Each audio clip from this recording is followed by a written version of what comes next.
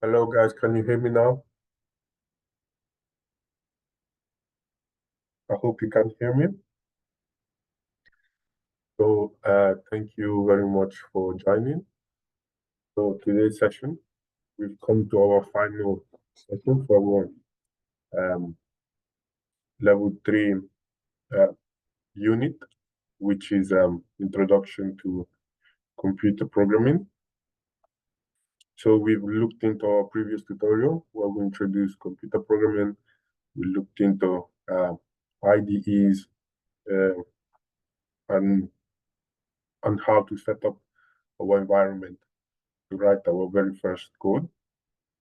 We explained the difference between high-level and low-level programming languages, and we also looked into the type of programming languages and which are the most popular. And after looking at which are the most popular, we also looked into what industry and how to benefit, how to apply these programming languages in order for us to write efficient code. Then we also looked into the syntax, how to initiate our very first code. We looked into variable and constants, and data types.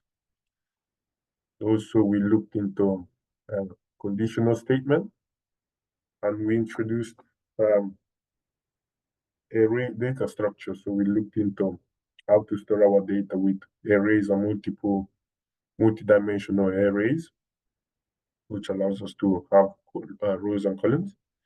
Then in our previous tutorial, we spoke about object-oriented programming, where we looked into the main 4 characters to help us write code that are not very messy, but they're very clear and readable. We looked into the concept of inheritance, polymorphism, abstraction, and encapsulation. Also, we explained each of them. We looked into understanding what each of these concepts does and how important it is for us to, when it comes to writing the code, to use object-oriented programming. So for today's session, we'll now have to identify a problem to solve using a computer program, write a basic code consequence to solve a problem, explain the code using comment. Then we have to create a test plan and carry out our testing of computer programming using a test plan, review and evaluate the program, use a range of programming function in a computer program, use a range of function which provides additional functionality in the computer program. So before we dive into our presentation, I just want to ask you guys, do you guys have any question regarding our previous tutorials? Daniel, Emmanuel, can you please unmute yourself and ask me any question if you have any of them? I don't have questions. No question from Emmanuel. Thank you, Emmanuel. Daniel, do you have any question regarding our previous tutorial?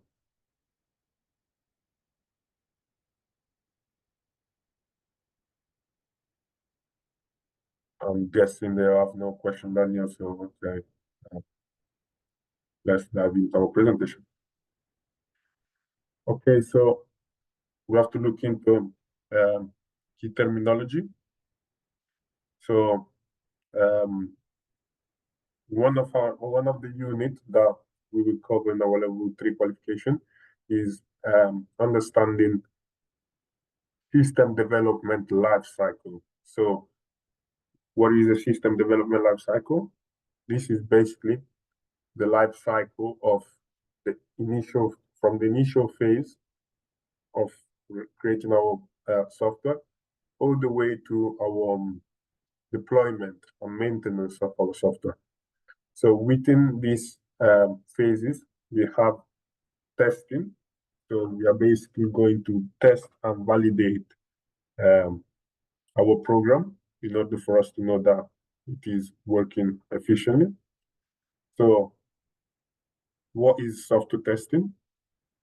Software testing is a method to check whether the actual software product matches expected requirements, and to ensure that software product is defect-free. So it involves execution of software system component using manual and automated tools to evaluate one or more perspective of interest. So when creating a program, we know that we now have to work in a team. So it is important that we make comment, we highlight what we've done, and we explain what these functions are meant to do. So why is comment useful? Commenting involves placing human readable descriptions inside of computer program detailing what the code is doing. So a proper use of commenting can make code maintenance much easier, as well as helping make finding bugs faster. Further commenting is very important when writing functions that other people will use.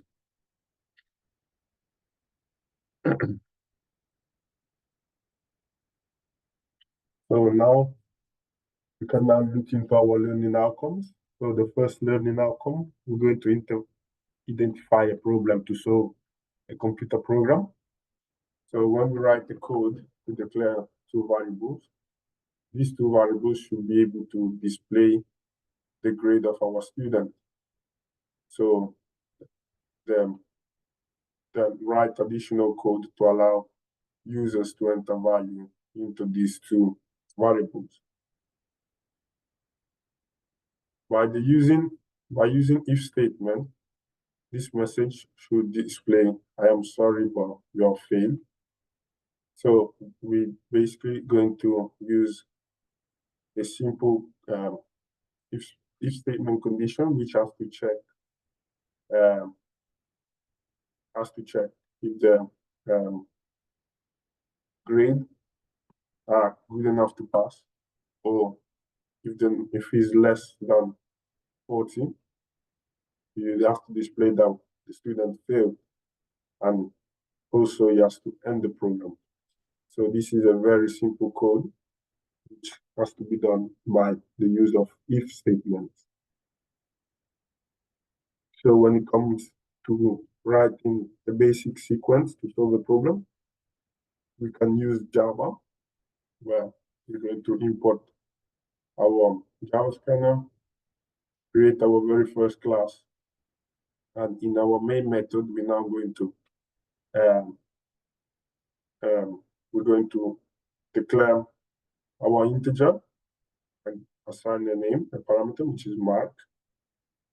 Activate our scanner, which allows us to type in the keyboard.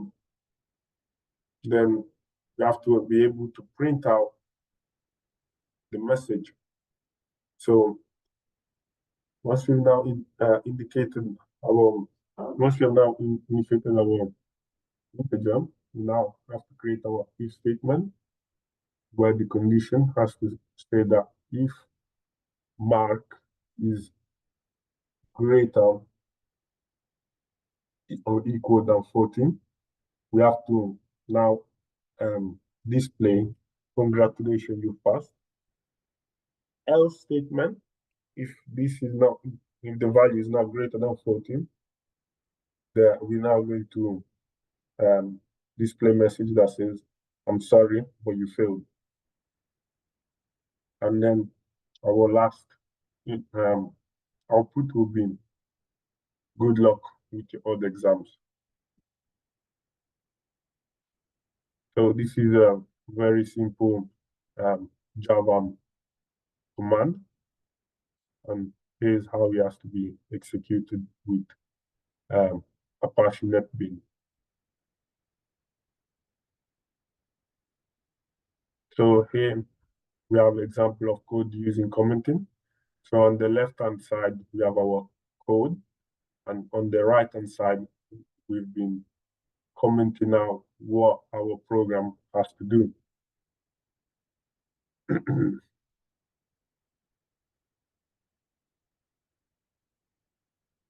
So continue. We have again commenting on the right-hand side where it says if the statement to check the condition is true, you return that value, and else statement to execute the second condition, which means that the value has not been achieved.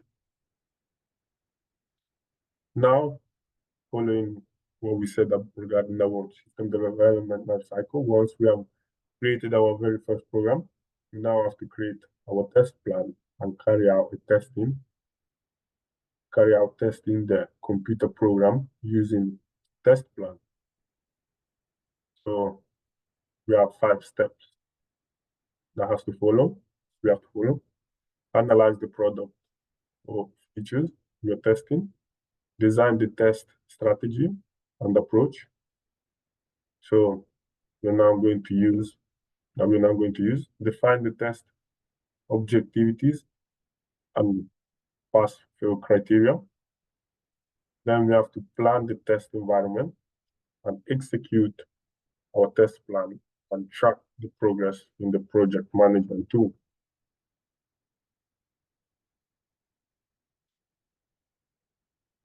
Also, from our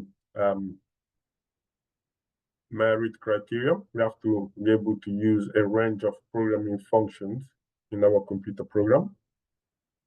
So we now have to look into data types, data structure types. So linked list is one of them. What does linked list do?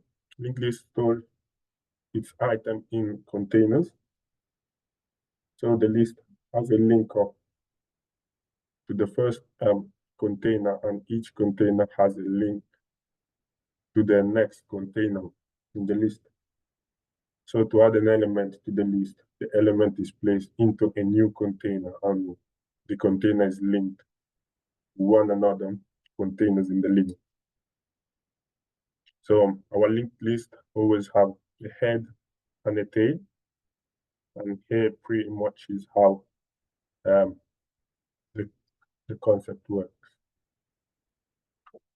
Here's how we execute our linked list,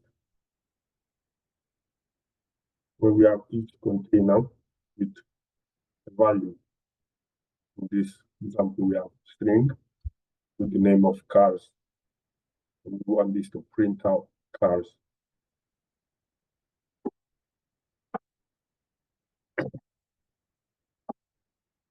So also we have recursion.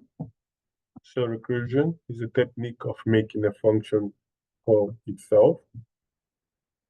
This technique provides a way to break complicated problems down into simple problems that is easy to solve.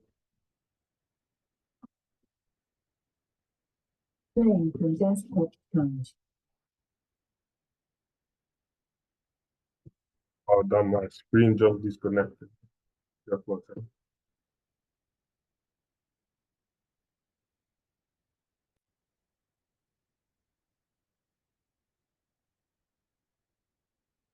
Sorry about that. I just had an issue with my screen. Let me reconnect.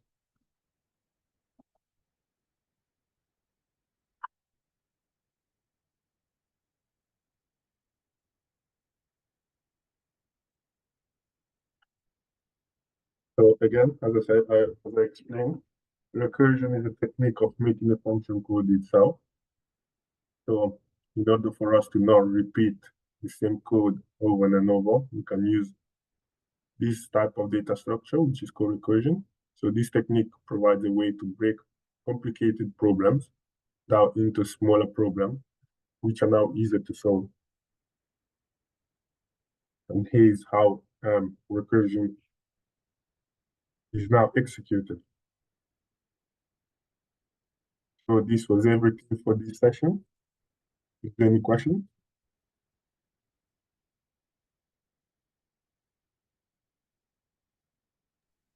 No, I don't have questions. Okay, so if there's not any question, we can now look into our assignment discussion.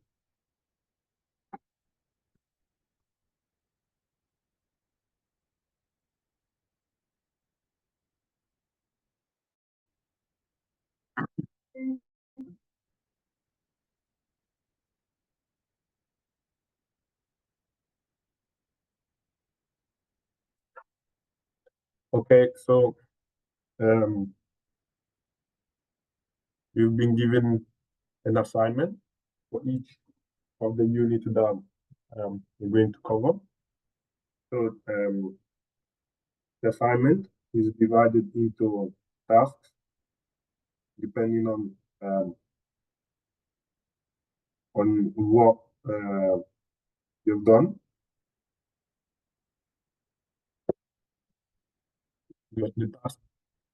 The task will now depend on the unit we've covered. So we're always given a scenario where you work as a computer programmer for a software development company. So your company has been commissioned to write a bespoke program for a home furniture retail store. So the program must be able to allow the store to manage all aspects of the stock. This includes entering new stock, allocating existing stock, and the ability to run reports based on the element. So you must consider the range of programming language available and decide on the most appropriate to use for this project. Once you have decided, you will need to develop and test the program to ensure it meets the requirement of the store. So before starting to develop the program, you will produce an information document for the development company to use when training new apprentices. So this guide will focus on the use of computer language, the structure of languages, and the characteristics. So task 1, produce information document. So you must consider the range of programming language available and consider on the most appropriate to use for this project. You must produce an information document in which you will detail the key areas of computer programming which need to be considered before the development of program will begin. So this document should describe how computer program languages are used to meet business needs, explain how computer programming language are used in different industry, explain the characteristic of different programming languages and the common similarities between them. Also, you have to explain the requirements that are needed to develop this computer program, such as the code. Explain the features of the program environment which could be used to develop this program. Explain the range of functions and methods used in computer programming. Identify the most appropriate language to use for this program. So to achieve a merit grade, you must also include information which are going to document an analysis of the sources of assistance to use when developing the computer programming code, an explanation of the advantages and disadvantages of programming languages. To gain a distinction grade, you must also include in your information document an evaluation on the importance of programming languages in the manufacturing industry that might be used to manufacture the product of the retail store, an assessment of programming code and the problem the code is solving. Number 2, write your computer program. So you must now write a computer program which will be able to allow the store to manage all aspects of the stock. This includes entering new stock, allocating existing stock, and the ability to run reports based on the elements. So you must identify a program to solve for the store using a computer program. Develop a computer program using an appropriate object-oriented programming language that can be used by the detail store to solve the program. Ensure all code within the program is explained using comments. Extension activity, so to gain a merit grade, you must also include your computer program, a range of programming functions. To achieve a distinction grade, you must also include in your computer program a range of functions which provide additional functionality in a computer program. Task number 3, as the computer program is now developed, you must fully test the program before it can be provided to the retail store for review. So you must complete the following activity: create a test plan detailing the test to be completed, carry out testing on the computer program using a test plan, review and evaluate the program based on the end results. Task 4, record and demonstrate the program. So now that the program has been developed, you have been asked to record a narrated video demonstration talking through the computer program.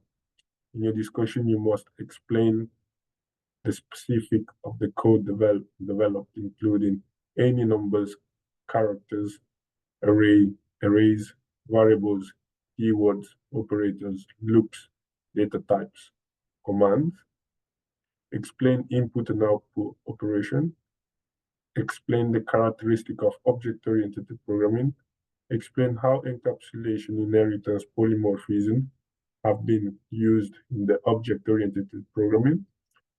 Describe the advantages of using object-oriented programming to develop this program for the store. So, on the useful tips, there's all you need to write your assignment. So you have to focus on command verbs. Or as per the guidance, you can now cover the task by writing, explain and describe being within 70 to 100 words. Assess, examine, clarify, analysis has to be within a range of 100 and 125 words. Compare contracts critically and evaluate within 150 to 100 words. And it is important for us to use Harvard referencing style. So whenever you're retrieving some data, it is important that you reference your work. So how do we do this? We can now head to Google Scholar, which is used by students. It is a library used by all students across the world. So you can do some research about object-oriented programming. And here are useful articles written by students. Most of the time, you can just read through the abstract. You will not need to download or purchase any book. Just by reading the abstract, you already have a summary of everything you need to know regarding this article. So the abstract here explains how the code complexity of object-oriented programming is an important topic due to the role of OOP playing in the most of software design and architecture nowadays. So by just reading through this, it gives you a summary of what has to be done, what is going to be included in the article. So you can also do a citation. So whenever you're paraphrasing or you're doing in-text quotation, you have to now add the citation in our appendix.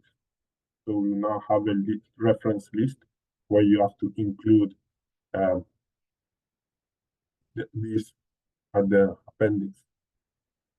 So let's watch a video which shows us how hard-bad referencing style has to be done.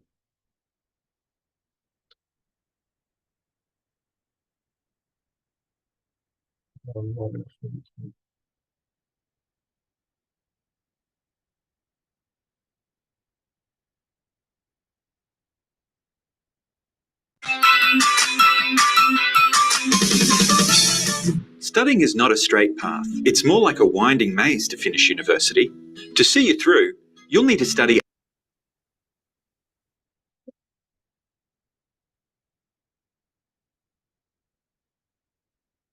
other people's ideas, words and websites so you can form your own ideas and develop skills to finish your studies and exit the maze.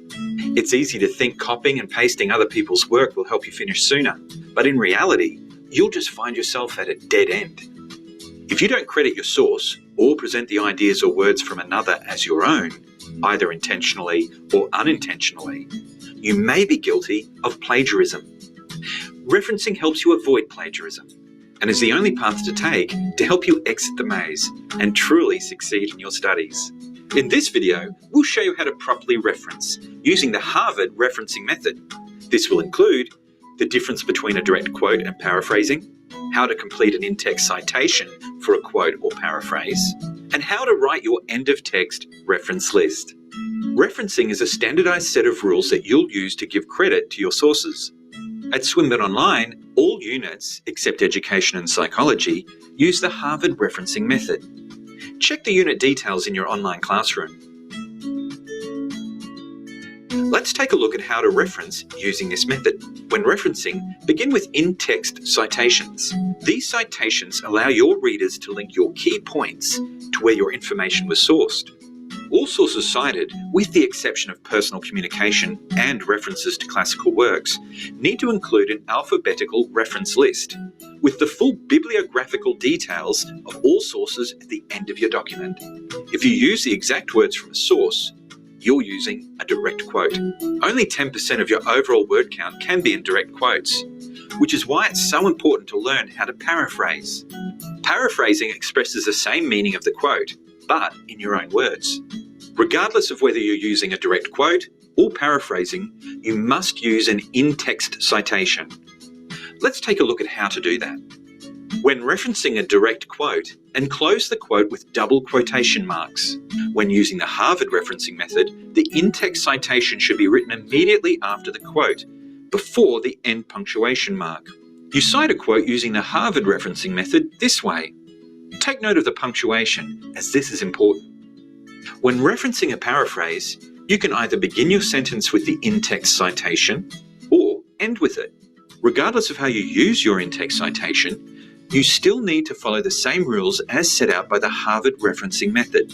Your in-text citations must link to the full entry in the end-of-text reference list at the end of your assessment. A great way to do this is to open a different doc and simply add to your reference list each time you write an in-text citation. Just make sure you reorder them in alphabetical order before you submit. For a book reference, you must include the following information: the author or editor, year of publication, book title, its edition, volume number, place of publication, and publisher. Use the Harvard referencing method to reference this way, taking note of the order of the information and the punctuation used. Before you submit your assignment, don't forget to cross-check all your in-text citations with your reference list. At Swinburne Online, there's lots of help available to see you through the study maze. You can check out the Harvard referencing format for different types of sources in the Library Harvard Referencing Guide. You can also find more information about referencing and academic integrity in the student portal. And our student advisor team can also assist you with general queries about research and referencing.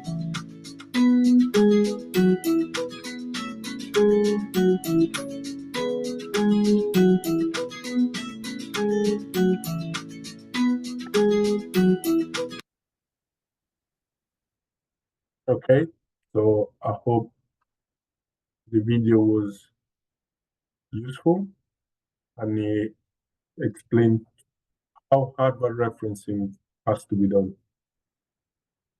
So the word count limit for this assignment is 3,000 words. And if there's any sort of issue, you can reach out to me via email or with or by email or in the group chat. And this is everything for it. Is there any question regarding how to write our assignment? Yes, I just sent you. Sorry? Yeah, I got a question. Yeah. It's on the group chat. Okay. Go on. What's the question, I Emmanuel? sent you. Yeah, I sent you on the group chat already the question. Sorry, can you repeat? I didn't hear that. Yeah, I sent you the question already on the Oh, group on the chat. chat. On the chat. Yeah.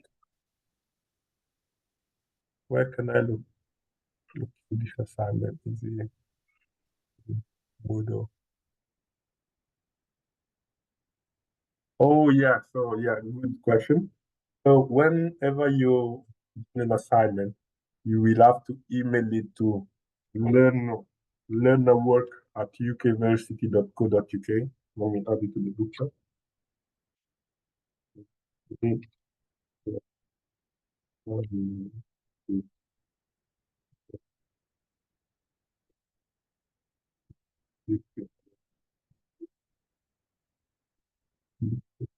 Yeah.